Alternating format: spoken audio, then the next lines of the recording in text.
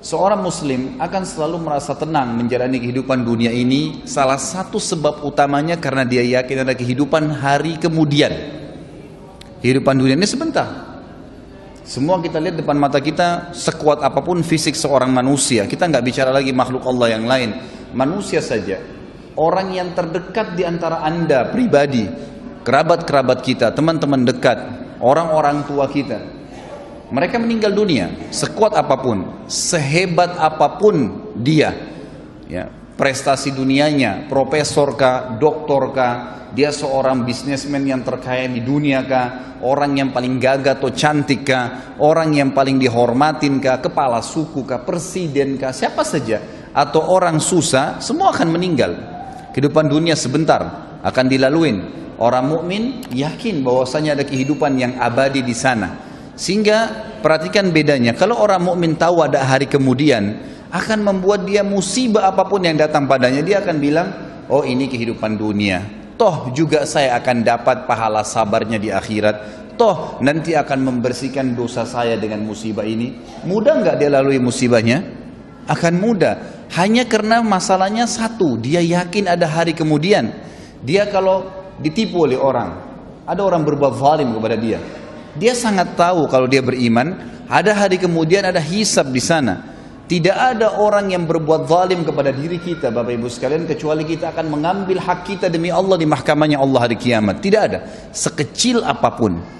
Jadi dalam tafsir ayat wa may ya'mal mithqala dzarratin khairan yara, siapa yang berbuat kebaikan sebesar biji sawi dia akan lihat hari kiamat. Kata ulama, dihadirkan di depannya tempat dia lakukan pada saat itu, jenis pekerjaannya, waktunya, seperti dia melihat sebuah cuplikan film yang dia lihat bagaimana dia melakukannya, dan dia ingat wa may ya'mal mithqala dzarratin syarran yara, dan siapa yang berbuat keburukan sekecil biji sawi pun dia akan lihat pada hari kiamat, tempatnya, kapan dia lakukan, siapa yang sedang dia jahati, dan seterusnya akan diperlihatkan pada hari kiamat.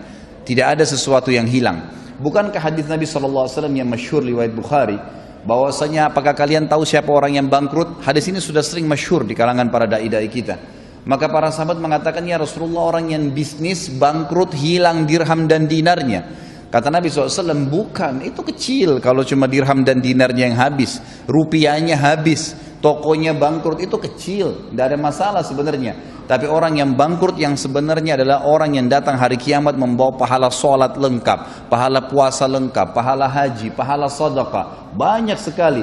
Tapi dari sisi lain pernah mencaci maki orang yang ini, pernah memukul orang yang itu, pernah mengambil haknya orang yang ini, dan tidak minta maaf, tidak mengembalikan hak-hak itu di dunia. Maka mereka akan datang pada hari kiamat di mahkamahnya Allah menuntut, ya Allah, orang ini zalimi saya, ya Allah, orang ini pernah pukul saya, pernah gibah saya, pernah fitnah saya, pernah mengambil sepotong tanah saya, pernah dan seterusnya. Lalu diambillah dari pahala dia, dibagi-bagikan kepada orang-orang yang sedang menuntut. Kalaupun sudah habis pahalanya dan masih banyak yang datang menuntut, kata Nabi SAW, diambil dosa-dosanya orang yang menuntut, ditimpakan kepada dia. Maka jadilah dia orang yang bangkrut sebenarnya. Pahalanya semua habis, ditambah lagi ditimpakan kepadanya dosa-dosanya orang yang akan menyebabkan dia menanggung hukumannya, gitu kan? Maka dia dilemparkan, kata Nabi SAW, ke dalam api neraka lebih jauh daripada jarak timur dan barat. Perhatikan kalau orang beriman membaca hadis ini, kira-kira apa yang membuat dia khawatir kalau dia terzalimi di dunia?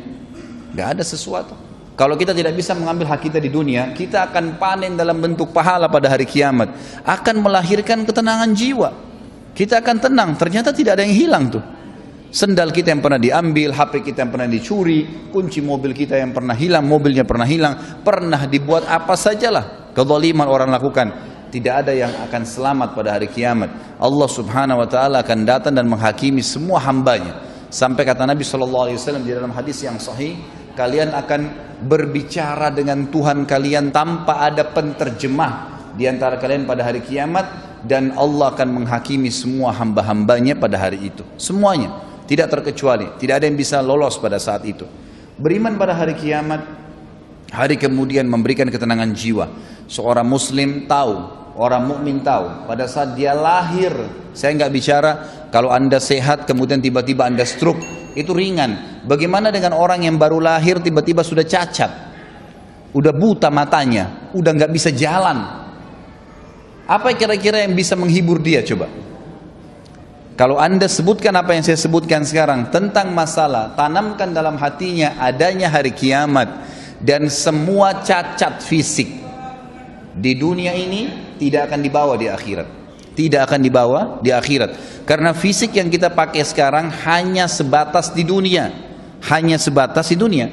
Hadis Nabi SAW riwayat Bukhari yang berbunyi, kata Nabi SAW, jasad kalian akan dimakan oleh tanah. Ya, kecuali tulang ekor kalian yang darinya Allah akan membangkitkan kalian pada hari kiamat. Ya, akan dibangkitkan. Allah akan turunkan hujan yang akan menetesi setiap tulang ekor tersebut dan akhirnya kalian tumbuh seperti tumbuhnya tanaman dan Allah membuatkan fisik yang baru. Fisik yang baru. Apa kata Nabi SAW? Semua laki-laki Allah akan berikan fisik seperti ayahnya Adam, 60 siku ke langit. Jadi fisik yang kita pakai sekarang ini cuma sebentar. Di dunia, mau cacat, mau sempurna, mau gagah, mau cantik, itu sebentar, duniawi. Di akhirat kita akan punya fisik baru. Posternya semua laki-laki seperti Nabi Adam, 60 siku ke langit artinya 27,5 meter. Dan semua perempuan 40 siku ke langit artinya 17,5 meter. Semua sama, yang kafir dan beriman akan sama fisiknya. Akan diberikan fisik yang baru oleh Allah Subhanahu wa ta'ala. Kira-kira terhibur nggak orang yang bangun lahir dalam keadaan stroke atau lahir dalam keadaan cacat kalau kita mengatakan ini cuma di dunia, atau dia mengatakan oh ini cuma di dunia saya laluin, pada saat saya meninggal setiap detik bisa datang malaikat maut, maka saya akan meninggalkan jasad ini dan saya akan mendapatkan jasad yang baru. Nggak ada masalah bagi dia. Beriman kepada hari kiamat itu akan mendatangkan ketenangan jiwa bagi seseorang.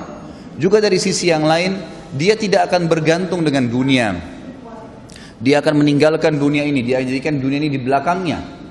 Ulama sudah sepakat mengatakan, siapa yang mendahulukan akhirat dalam kehidupannya, maka dunianya akan ikut.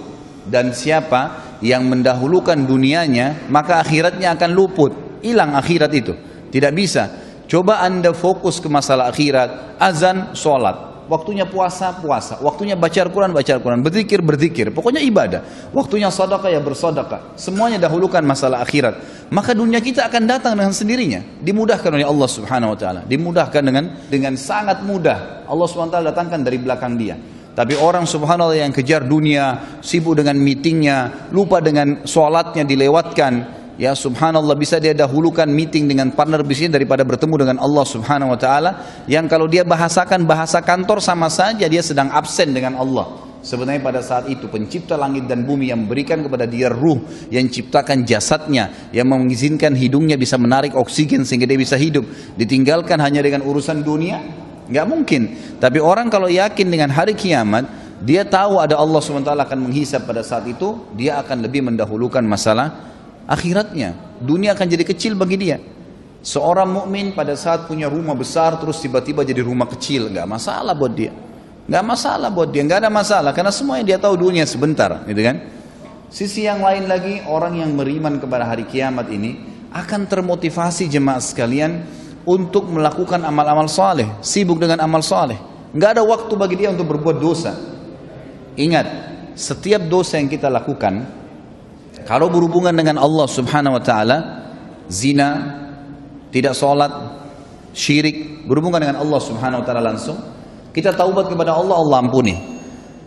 Tetapi perbuatan dosa itu akan mendatangkan konsekuensi dari Allah. Hukumannya ada, pembersihan dosa itu. Kalau orang mukmin tahu ini, Anda sebagai orang yang beriman tahu bahwasanya setiap dosa yang saya lakukan akan ada konsekuensi hukumnya, Anda tidak akan melakukannya. Banyak orang berani, kalau dalam bahasa ulama itu tajarra Allah, dia berani sekali pada Allah, karena dia belum tahu kalau dia melakukan satu perbuatan dosa akan datang konsekuensi hukum dari Allah, nggak bisa dia selamat. Umumnya kata ulama, kalau telinganya melakukan perbuatan masalah, matanya melihat yang haram, hidungnya menghirup yang haram, lisannya mengucapkan kalimat yang haram, bibirnya mungkin mencium sesuatu yang diharamkan, tangannya menjama yang haram, kepalanya diletakkan pada yang haram, kemaluannya diletakkan pada yang haram, kakinya melangkah pada tempat yang haram, pasti di anggota-anggota tubuh ini Allah datangkan hukuman. Jangan heran kalau Anda pernah berbohong, tiba-tiba ada satu waktu kena sariawan. Itu sudah umum kata ulama kalau berhubungan dengan Allah subhanahu wa ta'ala. Atau bisa Allah datangkan musibah yang lain. Allah subhanahu wa ta'ala mendatangkan hukuman. Maka Bapak Ibu sekalian jangan merasa aman dengan dosa kepada Allah subhanahu wa ta'ala. Enggak main-main itu. Kalau kita tahu dan kita beriman bahwasanya al-jaza min jinsil amal, sebagaimana sabda Nabi SAW, akan datang balasan sesuai dengan kadar perbuatan seseorang, maka kita tidak akan lakukan itu. Begitu pula dengan berhubungan masalah haknya manusia. Mencuri, menggibah, memfitnah, haknya manusia, mengambil haknya dia. Kalau kita tidak kembalikan, mungkin karena kita anggap kita orang hebat, punya strategi, punya cara untuk menipu orang, atau punya ilmu, atau punya kedudukan, lalu kemudian kita menindas orang lain, orang itu tidak bisa menuntut. Nggak ada yang selamat dari mahkamah Allah SWT. Perhatikan kata ulama, hari ini Anda menipu, besok pasti Anda ditipu, pasti. Hari ini Anda berbohong, besok Anda akan dibohongi. Hari ini Anda menggunjing, lusa dan kapanpun waktunya Anda akan digunjing dengan orang. Balasan akan datang sesuai dengan kadar perbuatan. Itu di dunia ya, belum akhirat. Kalau dia tidak taubat akan datang hukuman yang berat di hari kiamat nanti. Kalau kita tahu dan sadar bahwasanya ada hisab hari kiamat, kita akan lebih hati-hati, tidak akan mudah untuk melakukan perbuatan dosa, karena berat di dunia, berat juga di akhirat nanti.